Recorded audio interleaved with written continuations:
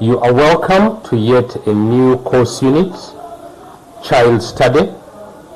It's a very interesting and practical study unit that we are going to have. I would like to take you through what we shall consider in this unit. One, we'll come to understand what is child study. We'll get on to appreciate the reasons of carrying out a child study. What are the factors you consider when choosing a child for study? The procedures of conducting a child study, the methods and tools you will use for data collection, and eventually the formats of writing the report, and finally disseminating the information.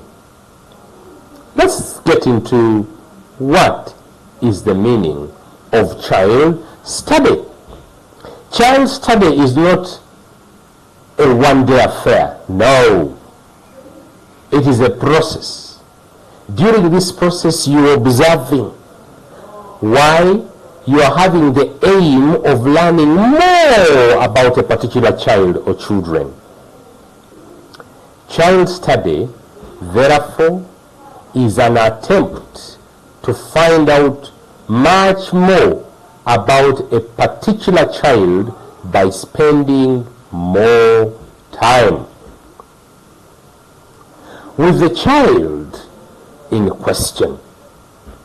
So while you're spending more time, you're getting to know more about the physical, mental, the character, the personality of this child. Not forgetting, you're getting to know more about the environment from which this child is growing. I repeat, the environment. It is not useful to only study about the child. You need to appreciate the surrounding environment that could have had or is having an influence on character development and so on.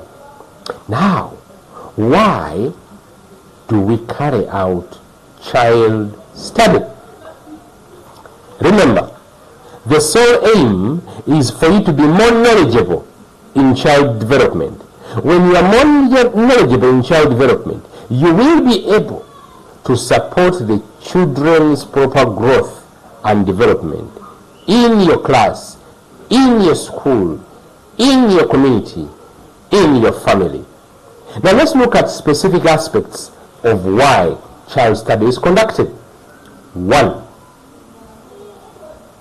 we want to understand the different circumstances and factors that influence the development and learning of the child. Why are these children behaving like this? You want to know the circumstances. Two, the moment you study child study, you will be exposed on the acceptable ways of conducting child study. Usually, doctors know a lot about us. They're the ones that know how you look like on your thumbs. But you see, they are trained that these private matters shall not be discussed out of the examination room. They have been trained on the acceptable ways of their discipline. Similarly, child study will help you on how you need to conduct this study during this study unit, where you will be expected to study on about one child, or it will help you while you are at work and you are studying a particular child or children within your class for purposes of improving them. Child study is a basis of advising parents on their children's behavior and needs. Child study also, this course unit will help you to know the methods that you need to use in the teaching learning process. Remember, the moment you study about this particular child and you get to know this child has these challenges, he has a visual impairment.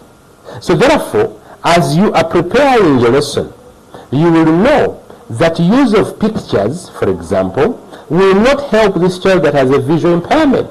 But you'll use other means like audio that this child can tune to. Yes, child study provides genuine and reliable feedback regarding the child's progress, not forgetting that through child study, the problems of the child is very shabby, can be addressed. This child is very bright. Oh, we need to arrange special lessons for them. Moving on, we want to see the factors to consider when choosing a child for study. Why are you going to pick on John Bosco and not Donald? You're not going to pick on anybody because you just love this child. No, we are going to consider several factors that you can look at in isolation, each at a time, or as a combination. 1. Outstanding characters. Some children are restless, they're hypersensitive, they're extreme in their curiosity, they are ever punctual, they are very clean, they are those that seek a lot of attention, they are very talkative in class. This child has an outstanding character, and therefore, because of the outstanding character, this child can be our child study case. The second factor we look at is behavior disorder. Does this child have emotional imbalance? Is this child having antisocial behavior? Is this child always fighting? Is this child using vulgar language? Is the child crying frequently?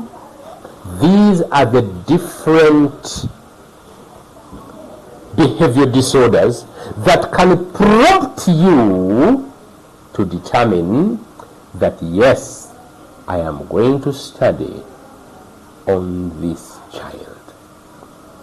The third factor to consider is performance in class. Is he an A student, or is getting up with 4? Or is it the extreme, or is among the bottom 5? Those are factors you can consider. The fourth factor is lack of requirements.